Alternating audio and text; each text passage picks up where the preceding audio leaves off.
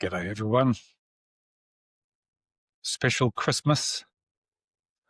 Today we're talking about the First Commandment. I am the Lord your God who brought you out of the land of Egypt, out of the house of slavery. You shall have no other gods before me. So in this piece, I imagine Jesus arriving in New Zealand and testing what we actually worship now.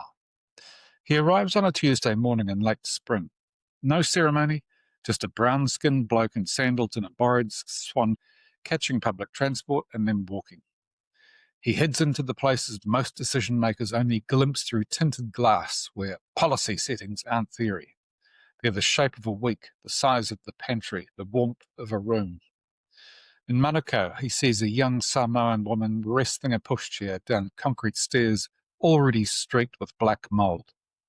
Jesus steadies the chair while she finds her key. It's a small kindness, no miracle, just recognition. Inside, the power is off again. Prepay meter. She gives that short, embarrassed laugh people use when they're apologising for circumstances that aren't their fault. I'm 2 shifts behind, she says. They cut the benefit if you miss an appointment, but the appointment was the same day my boy had fever. Jesus does know. Same story, different century. The forms change, the pressures stay.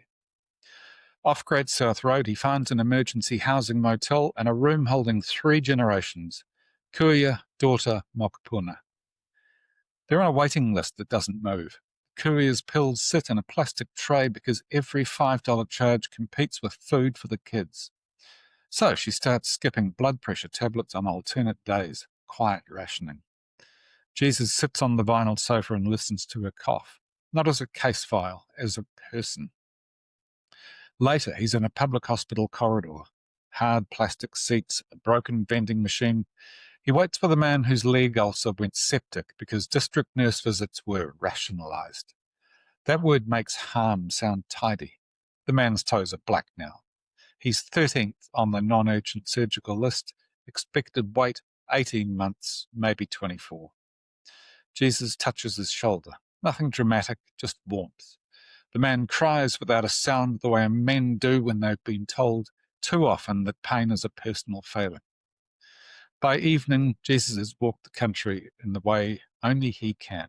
Aotearoa, Hororua dawn, Flaxmere dusk, Aranui midnight, and everywhere he sees the same small altars. The glowing blue shrine of the big TV promising escape. The stock market ticker treated like the truth. The sacred spreadsheet that measures human life in unit costs, fiscal risks, and options. It's not that numbers don't matter. It's that numbers have become holy while people have become data. At 9 sharp the next morning, Jesus is outside Premier House. Security waves him through, no ID, no lanyard. Just the quiet authority of someone who has seen the street and refuses to pretend it isn't real. The Prime Minister is at his breakfast table in shirt sleeves reading briefing notes over coffee and Vogels. He looks up brightly when Jesus enters. Kia ora, wonderful to have you here. We're a country with Christian values, you know. Judeo-Christian heritage, very important. Jesus takes the offered hand and holds it a moment longer than courtesy requires. I brought my people out of slavery once, he says, out of the house of bondage. I notice you have built new houses of bondage, only this time the bricks are paperwork and the taskmasters wear lang. The Prime Minister replies with the modern creed. With respect, we have to balance the books. We can't just print money forever. Personal responsibility is also a Christian value. Jesus glances at the Treasury folder. Options for further fiscal consolidation. A highlighted paragraph proposes cutting the winter energy payment because most pensioners have significant housing equity. Tell me, Jesus says, when did I teach that the poor must be made poorer so the rich can feel safer in their sleep? He moves to the window. Somewhere down the country tonight, a child will wake up in a car because the emergency housing waiting list is tens of thousands long and the government's discovered that motels are cheaper than building houses. I am the Lord your God, Jesus says, almost conversationally. You shall have no other gods before me, not GDP growth, not the bond markets, not the comfort of the wealthy who fund your party and invite you to dinner. The Prime Minister opens his mouth, then closes it again.